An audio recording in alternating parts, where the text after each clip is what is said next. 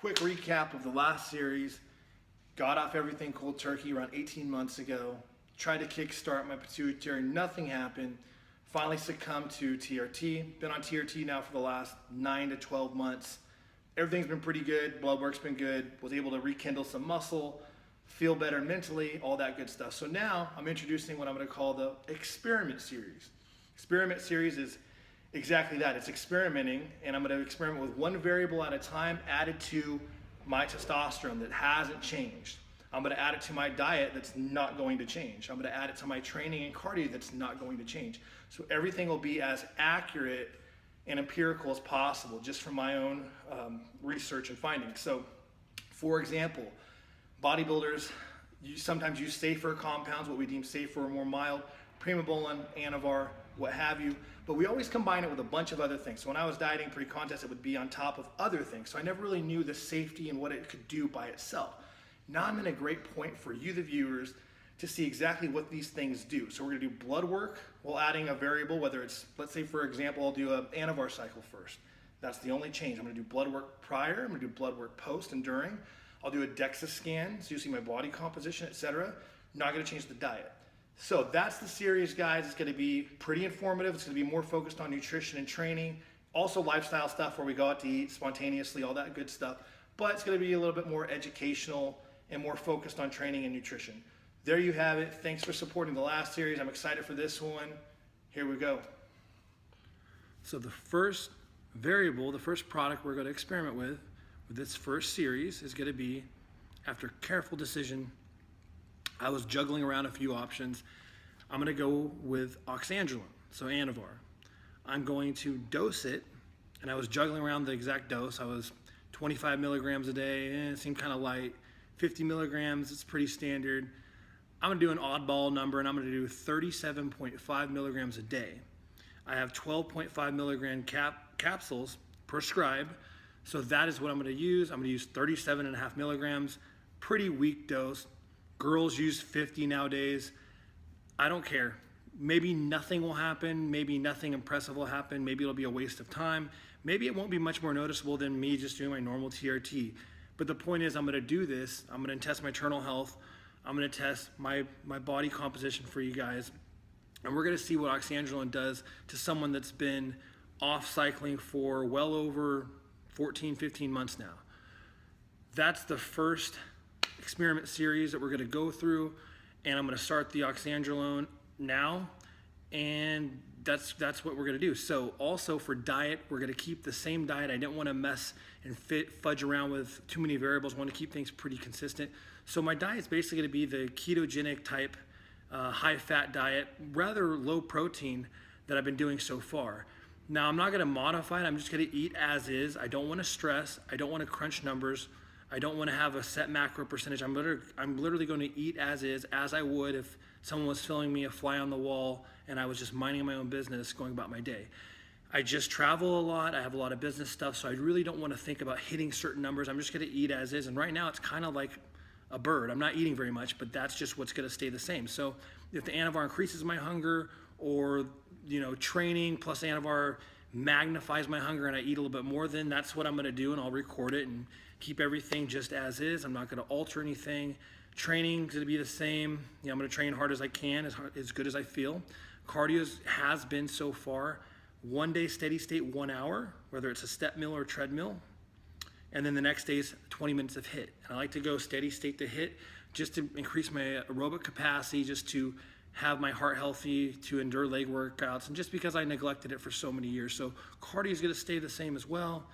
This is it, guys. We're gonna do ANAVAR, 37.5 milligrams a day. It's just kind of a funny odd dose, but you know me, I do weird things. I'm not exactly very extreme anymore. So maybe 37.5 milligrams will recomp me a little bit and get me even leaner and harder. Right now I'm starting off at 238, 240, pretty lean according to the DEXA scan. So, I can only go up, or, in a positive way, you would only think. So excited, guys. I'm excited to give you guys some inside info to see how certain anabolics from a stable state, affects people. So see what these things do without combining it with Trin, Masteron, all this stuff. We get to see what it does at a baseline. Let's go over my supplement regimen that I do daily. So cortisol is given. I do 1 scoop a day. I don't do anything more. Like, you know, it's dosed at 800 milligrams of active phosphatidylserine, so I think that's plenty for my current circumstances. Pomegranate extract.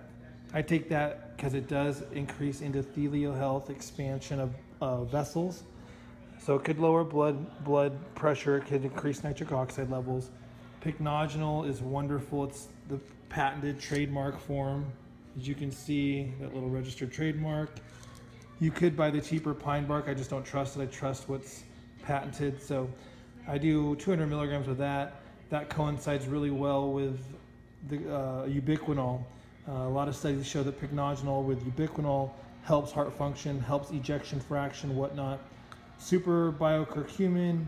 I'll use this version, or I'll use the Mariva version, which is, I believe, combined with a phospholipid, but this is great too.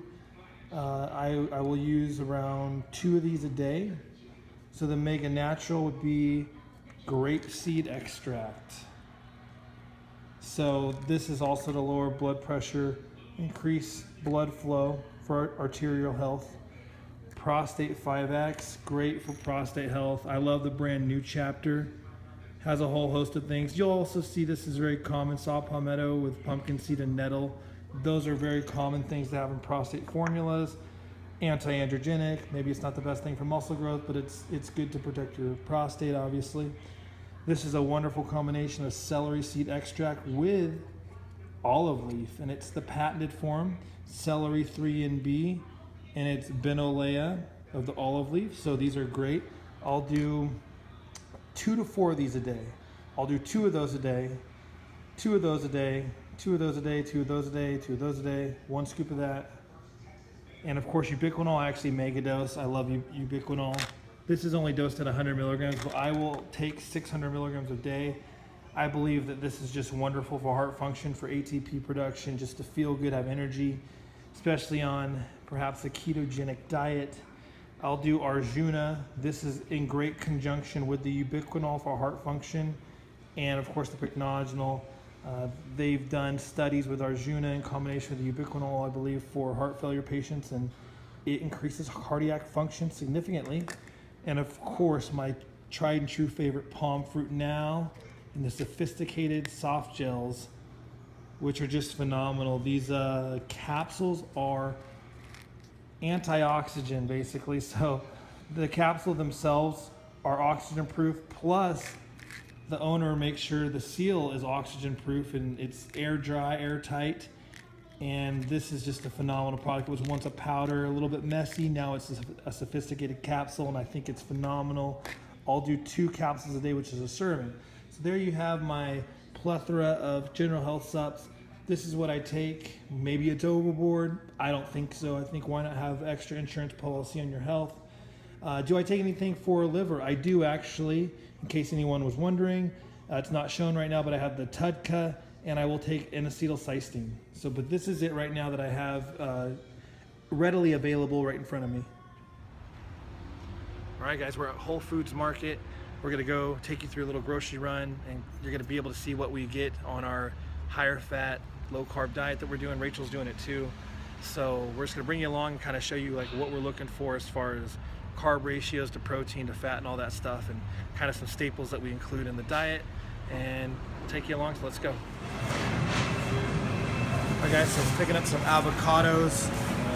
The cool thing about avocados on this diet, if you look at a nutrition profile, they're like 12 grams of carbs, 11 of it's fiber, so it's pretty much all fiber. There's no real insulinogenic effect or anything like that, so your blood sugar doesn't increase. And it's predominantly monounsaturated fat, so omega-9. We don't want to include too much monounsaturated fats or omega-9 because, believe it or not, actually monounsaturated fat is readily stored in your adipose tissue, and it stores really efficiently. But you want to have a little bit of it, obviously, because it has good properties as far as inflammation, antioxidants, and stuff like that. A very nutritious food on any diet, for that matter, is broccoli sprouts. Even more so than broccoli themselves. It has something in it called sulforaphane. I believe that's how you pronounce it. And of course it has indole 3-carbinol and basically things that eradicate unnatural estrogens in your body, so it's a detoxification. This is more rich than the florets as well. So this is something that Rachel and I will include on our salads or just over our meat or burgers. Then that will include. Why wouldn't you eat it? I don't like the taste of them. And they also have texture. like daikon sprouts. I don't know the constituents or the nutrients exactly compared to broccoli, but I'll still get these too. Radish sprouts are good because they're spicy. Right, they have radish sprouts, so I'm sure there's all a little bit individual properties on each of these, but broccoli sprouts are 100% the way to go. Obviously, I'm trying to add as much nutrition as possible, being void of carbs and stuff like that. So we will go with those and show you some other things. So we got pumpkin seeds, not roasted. If you know anything about pumpkin seeds or their nutrition profile, they have active constituents that are good for prostate health, anti-inflammation, also a very good source of protein and fiber. And then here's coconut chips. So they're just flakes of coconut meat. They're not super flavorful. They aren't flavorful, but they do supply medium chain triglycerides. They supply trace minerals and amino acids too. So whenever you have the coconut meat, there's not just fat in there, there's trace amino acids and trace minerals as well. So we'll add those to my, I make homemade nut butter that I'll show you guys what I do with that later. So these are unsalted macadamia nuts. Good thing about macadamia nuts for a low carb diet is there's really no residual or trace carbs. They're really the most concentrated fattening nut with the lowest sugar content. So they're very ketogenic, you could say. They're high in monounsaturated fats. Once again, you don't want to overdo it because they taste so good to me. They taste like cookies because of the macadamia nuts. But monounsaturated fats could be more readily stored as body fat if you're in a caloric surplus. So they're also very expensive. You want to get walnuts? I do. I'm getting walnuts because that's my favorite. Yeah, walnuts, like I was telling Rachel, walnuts, pecans, macadamia nuts, and Brazil nuts are the lowest carbs, highest. So anything with the highest fat nuts per ounce will have the lowest carbs and the lowest protein too. Usually cashews are the highest, pistachios, you want to stay away from those. Those aren't ketogenic. Those could spike your insulin to a certain degree. So walnuts, pecans, macadamia nuts, pumpkin seeds, those are the best things, and Brazil nuts, which are huge. But too many Brazil nuts have too much selenium, which you can get almost selenium toxicity. So you want to have like 2 Brazil nuts, literally, and you'll meet your requirement for selenium. So a cool thing that maybe not everyone understands is that whenever you're in a low carb diet or a ketogenic diet and fats are higher, if you get pure cocoa or raw cacao, so this is a 55% cocoa. It's sweetened with stevia.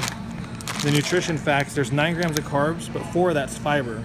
So you have maybe 5 grams of net carbs, and it's fat. So really, you can get by with a little bit of cocoa as long as it's sweetened with stevia.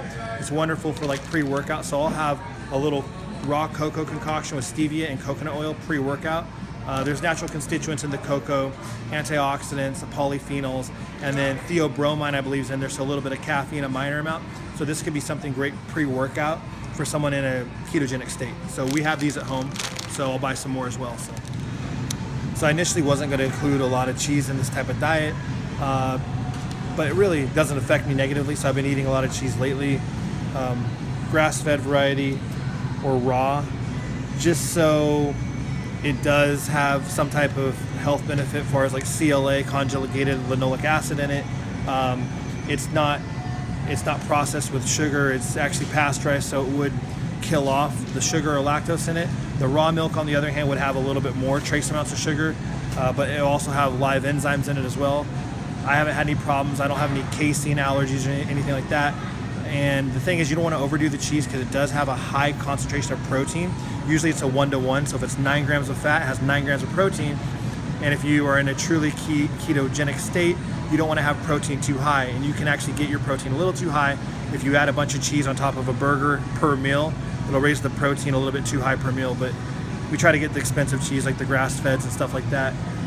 You want to stay away from, obviously, the cheaper stuff. It's just more processed, and I don't think it's going to have the same type of constituents like the healthy fats. So that's our thing with the cheese. Rachel loves cheese, though. She could probably do a cheese diet. So even on a high-fat diet, a lot of people try to get by with junky fat like mayonnaise, full fat with soybean oil. You're going to have to get a little bit into the deeper pockets, and you're going to have to spend a little bit more money.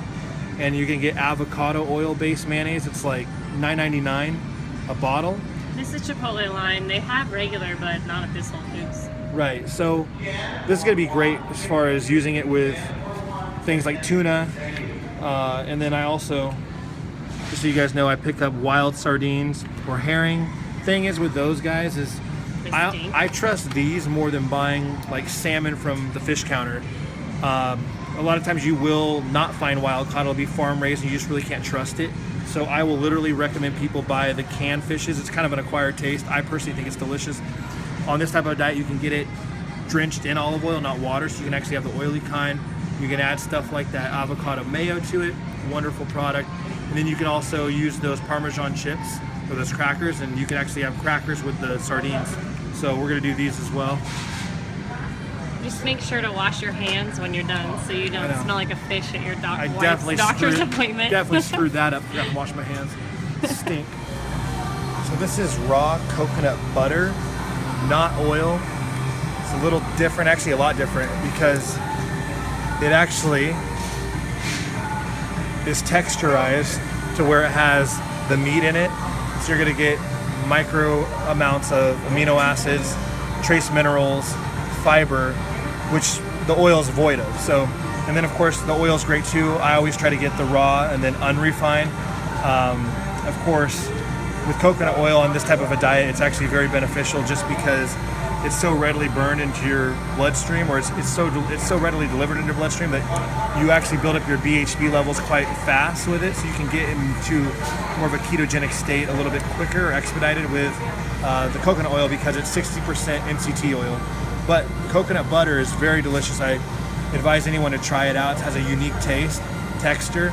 You can add it to smoothies, etc. So I'm gonna get this. It's not cheap, but this whole diet's not cheap. Everything with healthy fats or anything healthy is like expensive. So we'll get this, and then I'll need to pick up some coconut oil as well. Done. Done, finished. So we didn't get any meat because I have a lot of meat at home. I have a bunch of skinny beef. I picked up some elk, some venison and stuff like that. Ooh, funny. So just from the little bit of stuff that we got, guys, $168. Yeah, 170 bucks for all that. So the downside about this diet and really doing it the healthy way and buying the utmost quality stuff, it's really expensive. Hey, somebody's trying to back up. Carbs are very cheap. Sugars are very cheap. Protein and fats are very expensive. So this isn't even the meat component. So we still got to do meat.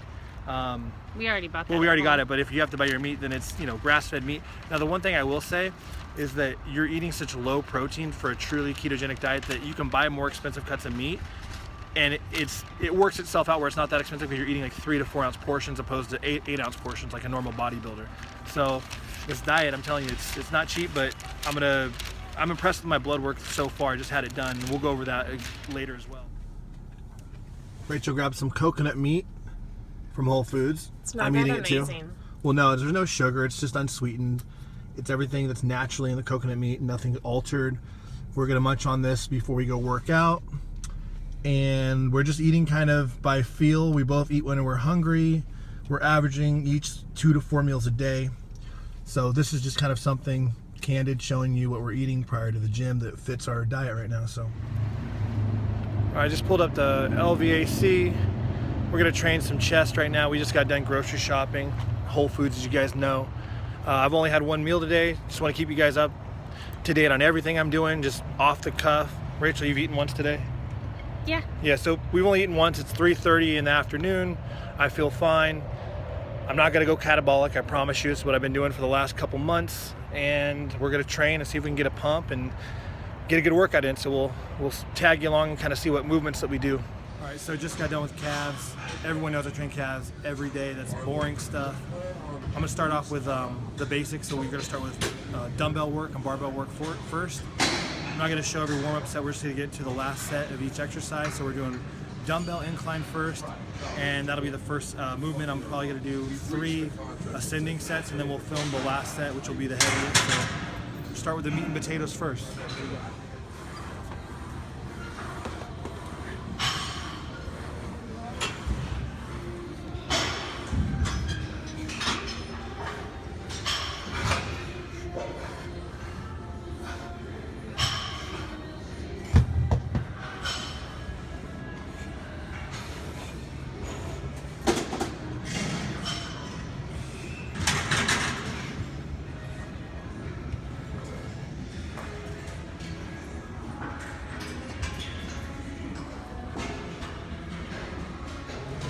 Just finished dumbbell incline press.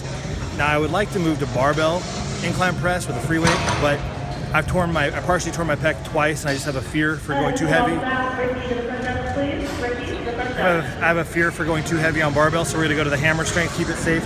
My tendons feel a little bit more prone to injury ever since I partially tore my pec, so like I can strain my pec tendons super easy, so this is what I'm gonna do right now, right after the dumbbell.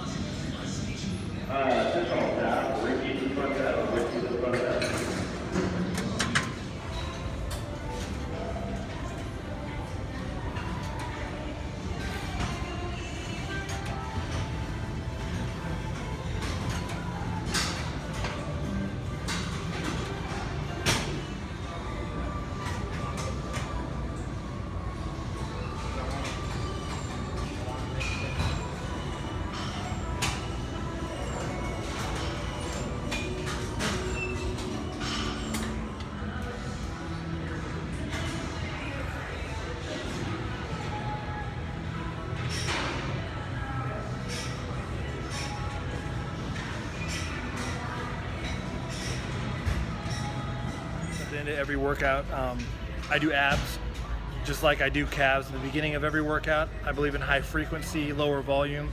So just on the weighted calf machine here, the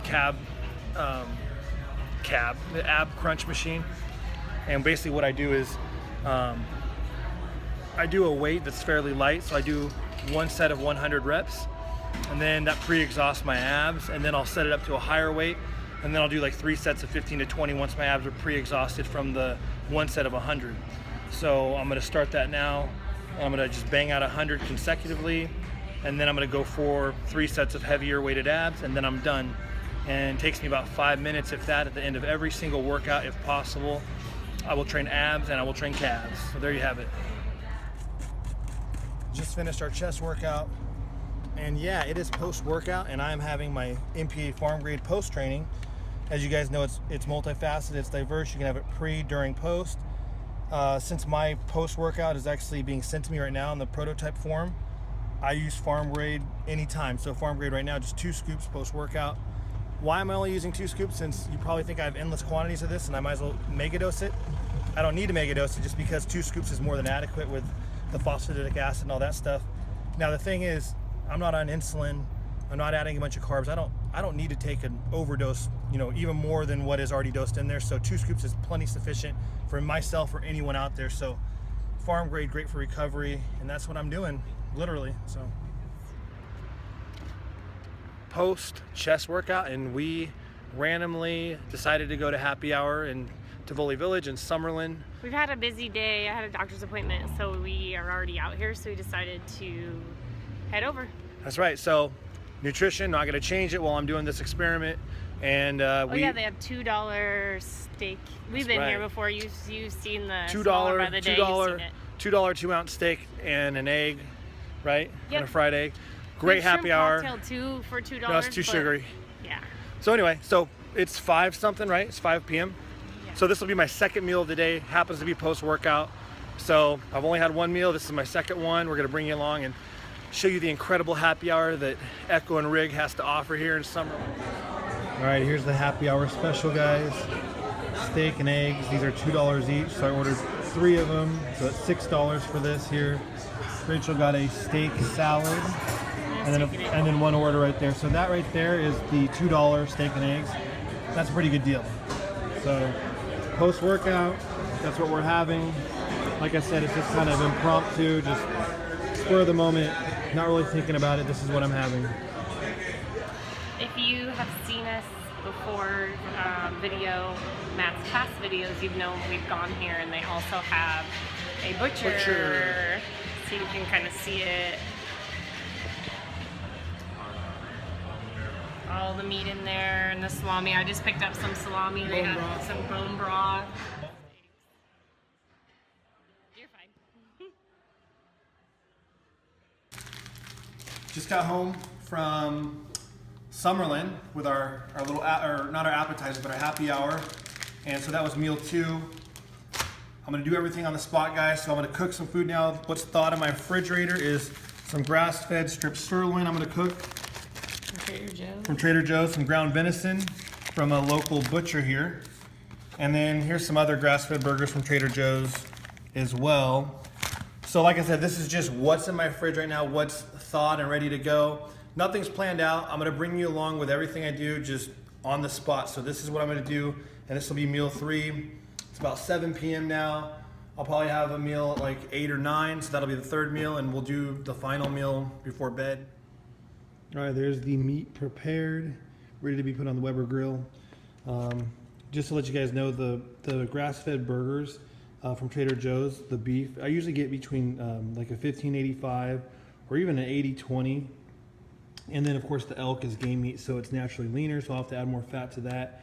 But you know, whenever I'm doing this diet, I don't mind a 20% meat or a 15% meat, just because the quality is good and it is grass-fed, so the actual fat in there is a little bit more favorable for health.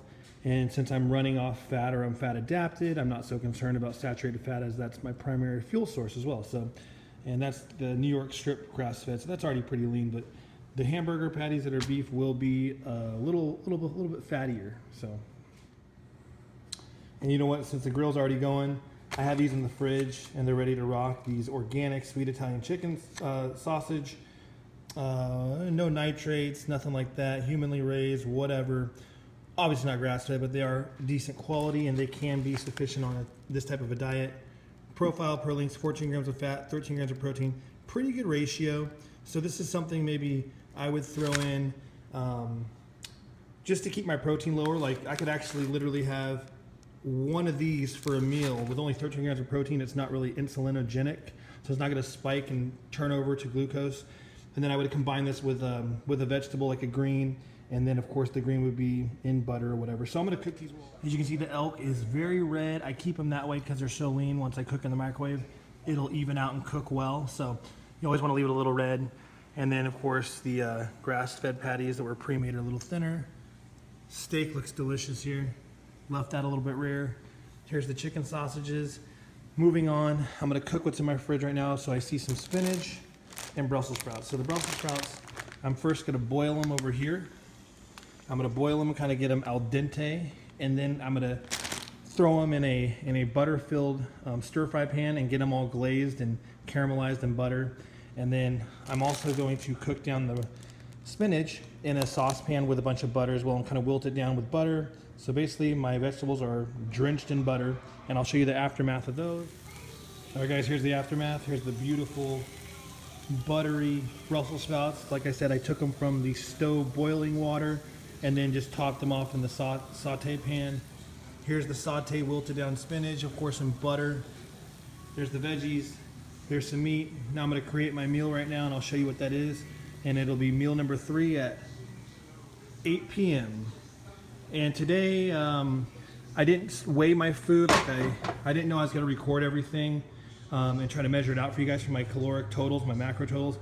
But I'll just do approximation tonight from what I think it is and do my best with the math. And then tomorrow or sometime this week, I'll actually use my scale, get the battery going on this, and instinctively grab exact portion of meat that I would without even thinking about it, and just weigh it to see what it happens to weigh, and then record everything as accurately as I can. Because I know everyone wants to know my macros and everything, because I've been eating such low calories and sustaining 240 pounds at a pretty good leanness on TRT and all that stuff. So I will give you guys the numbers as best as I can.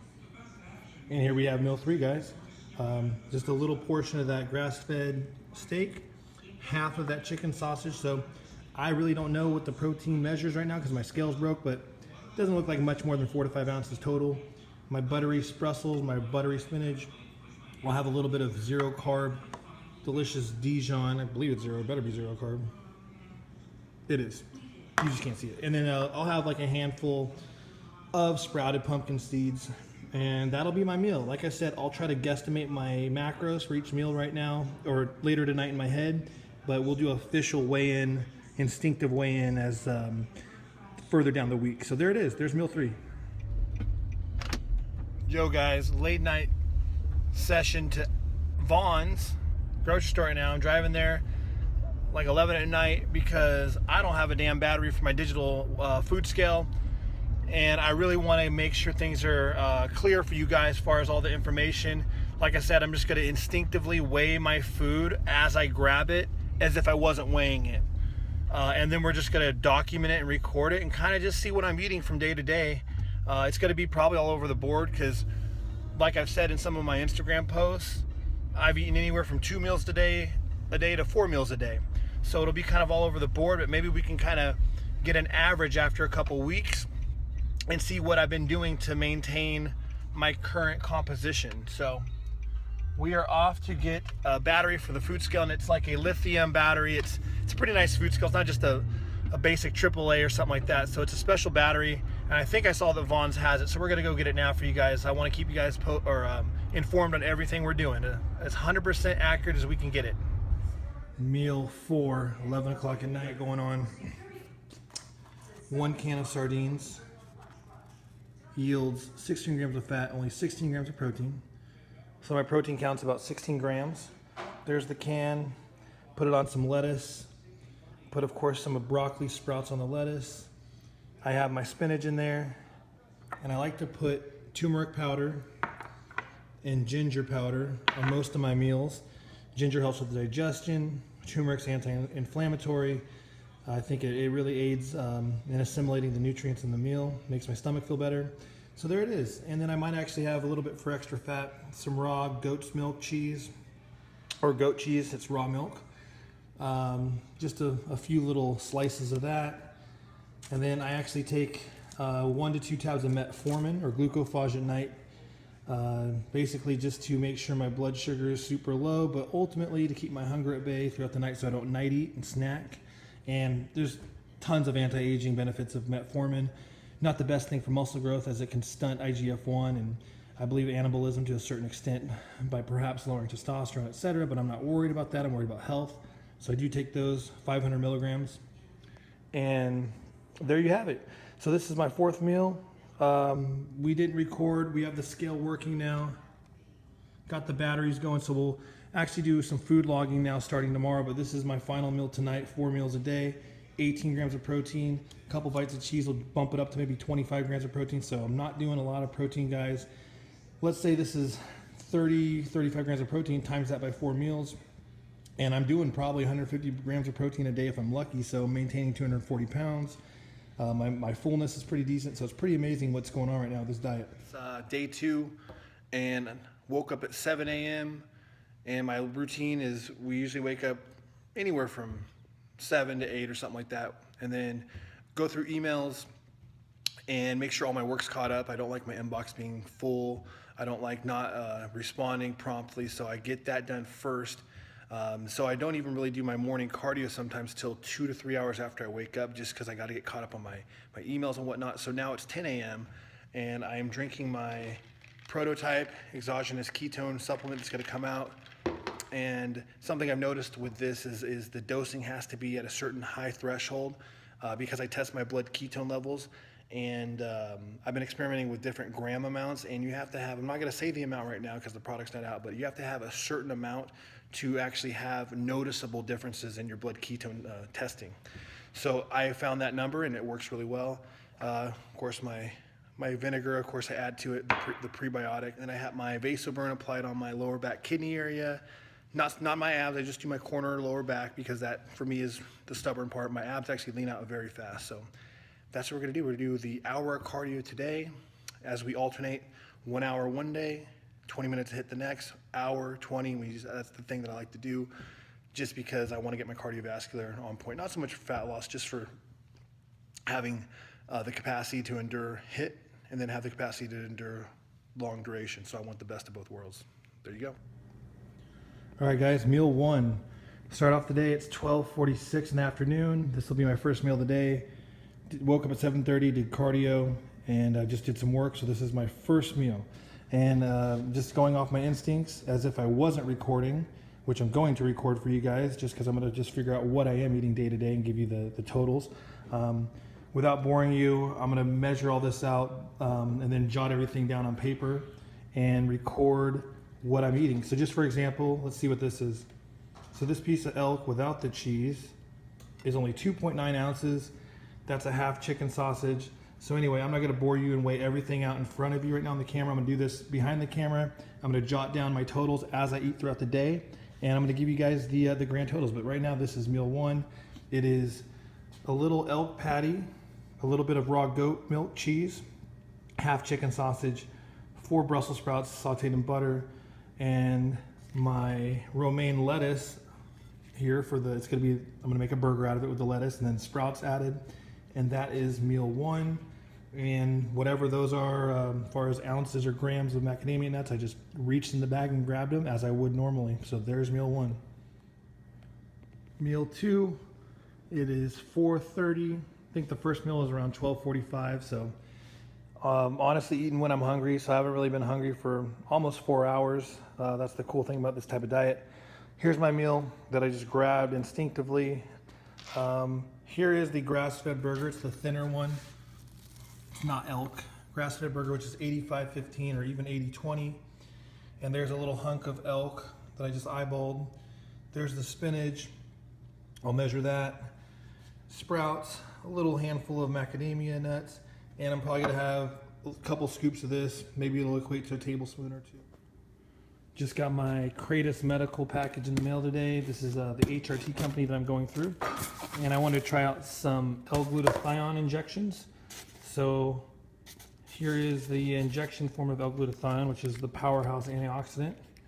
And it's 10 mLs, and it's 200 milligrams per milliliter. So I'm just gonna try an experiment and just do maybe 200 to 400 milligrams post-training, just because there's a lot of oxidative stress.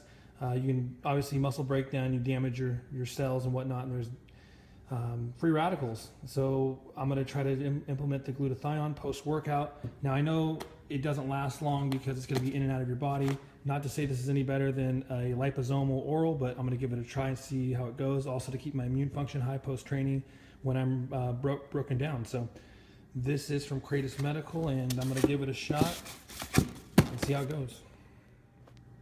All right, guys, it's a little after 6 p.m. We're getting ready to go train. So I want to show you what I'm going to take before I train. I just got my injectable L-glutathione, and actually this is going to be post-workout. I just made a post on Instagram about this. It's 200 milligrams per milliliter. It's from Kratos Medical, and I'm going to take it just to hopefully clear some reactive oxygen species or free radicals, and basically just help with cellular health, my immune system, etc. I don't know exactly how this is going to go, but I know that obviously injection is going to be a very highly absorbable form, but it's going to be in and out of my system fast. So I might regret this, but I'm going to try to do it subcutaneous and inject into the fat tissue that I have on my body, which is more so my lower back, and see if it sustain releases it or makes it slow down a little bit. And pre-workout, I actually do methionine, inositol which in B vitamins injection. And I'll do that, and that's also from Kratos Medical. And I do an injectable carnitine as well. We'll do 500 milligrams. So that's, this right here is both of these. So the MIC and then the carnitine. And yeah, so these are just little things that I do a couple times a week. I'm honest, I don't do this every day, but at least 3 times a week or so. And this I just started with the L-glutathione. So I just got this from Kratos not too long ago, and we're gonna experiment with that maybe 3 times a week.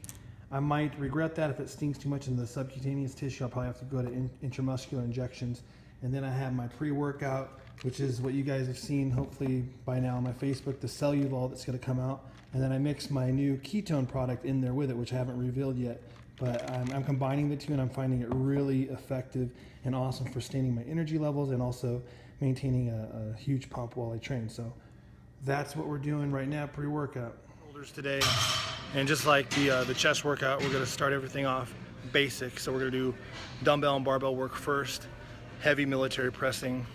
And I'm not going to film the warm-up sets. We're just going to film the heaviest set, which is usually my 3rd or 4th set, depending on how I feel. So we're going to start off with dumbbell presses first, and then probably move on to barbell military, and then probably hammer strength and go from there.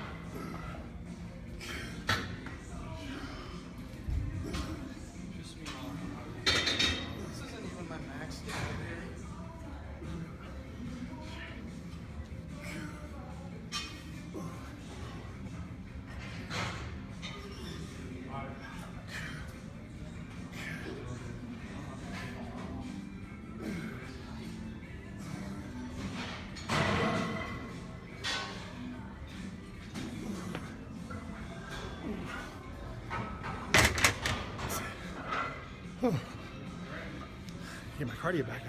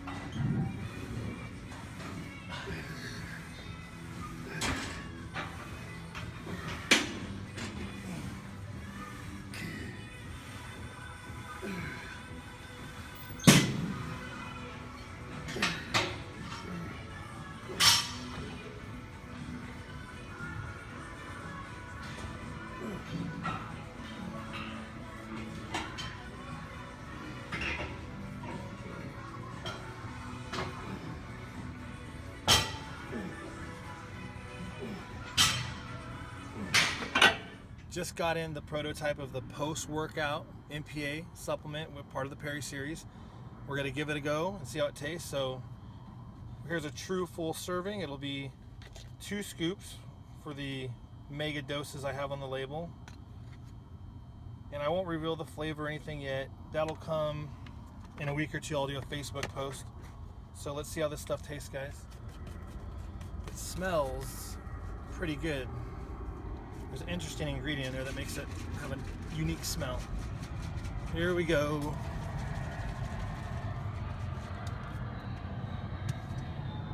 Shake weight.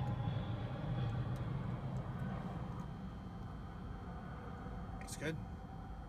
I like it. Thumbs up. I'll have Rachel try it too and see what she thinks.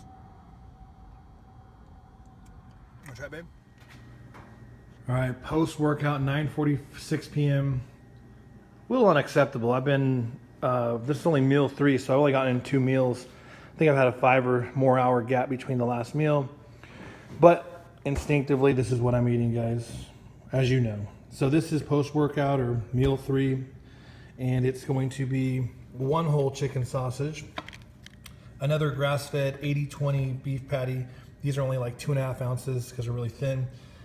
Cheese, 6 Brussels sprouts, and 1 ounce of raw pumpkin seeds, or broccoli sprouts, of course, because I love them and they're very healthy for you. So I'm going to crunch these numbers and I'll come up with totals. I don't know if I can get another meal in tonight. Hopefully I can, but if I only get 3 meals, I'm not eating much, but it's the truth of what I'm eating, and we will get you those macros soon enough here. There you have it.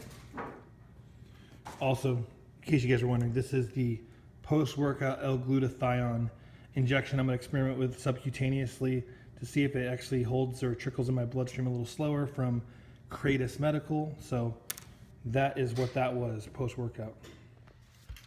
All right, guys, as promised, my day of recording for the first day is the following. So I didn't record a middle of the night meal because it was like 2 a.m. and like I do eat in the middle of the night if I am hungry instinctively, so that would be considered my 4th meal. And I added that on my recording sheet. So here are my totals. I posted it on Instagram too. So 123 grams of protein, 200 grams of fat, 31 grams of carbs, and 16 grams of fiber. So a net carb would be like 15 grams of net carbs minus the fiber. But yeah, that's really probably only like 2,500 calories or something. Like I said, I didn't start eating, I think, till 1, and then post-workout, unfortunately, was pushed up where I had post-workout around 10 p.m. or 11 p.m. Then I ate in the middle of the night around 1 or 2, which I didn't record. And then I think I'll tell you the meal that I had at that time, and it was 1 ounce of cheese, 2 tablespoons of coconut butter again, and 1 can of wild-caught sardines. That was it. And I'll record a couple more days and we'll develop an average and kind of see what I'm doing instinctively and maintaining what I'm maintaining right now. Right now, it's almost 2 p.m. I haven't eaten. And so basically, I went to bed at 11, ate in the middle of the night at 2 a.m. So now it's 2 p.m. or close to it. I'm going to do my 20 minutes of HIIT cardio. Today's my HIIT day, not my steady state. So it's usually a 12-hour fast, and I'm not intermittent fasting or purposely doing that. I just I just prefer to have some fasting period because I like to get work done. I like to be mentally clear. Not that my meals bog me down, but I like to just kick ass in the morning. So like I said, I like to kick ass on my inbox and get everything caught up before I even do cardio. So sometimes I don't do cardio till 1 or 2 or sometimes 7 a.m. It just depends on what my email's looking like. And it feels great. I don't have to stress about, oh my God, I gotta eat, I'm going catabolic. I don't think I am. I know I'm not because of my body composition, and then of course the scale and the mirror, what it's telling me. And I really think once I'm fat adapted that I literally stay anti-catabolic, because you have an endless pool of energy substrate through your body fat. Even if you're in the single digits, you still have thousands and thousands of calories worth of energy that you can rely on, let alone the dietary fat that you're ingesting too. So I think once you get truly fat adapted, where you're not dipping in and out of glucose dependency, and you aren't kind of teeter-tottering between glucose substrate, fat substrate, but you're actually really locked into preferring fat as you're truly keto adapted, I think that you stay more anti-catabolic. Whereas if you're kind of shifting in and out of glucose and ketone metabolism, like a lot of the bros that do keto that's not really keto, it's too high protein, etc., then you risk kind of going catabolic because your body's going haywire and pulling amino acids from muscle tissue, and it's pulling ketones here and there, then body fat. It's kind of more of a mess. So that's my take on it, but I'm gonna bang out this 20 minutes of cardio on my little spin cycle. I usually listen to like a radio show or something like that while I'm doing it. I do 45 seconds moderate, 15 seconds all out. So I'm gonna finish that, and we're gonna start the next day of eating.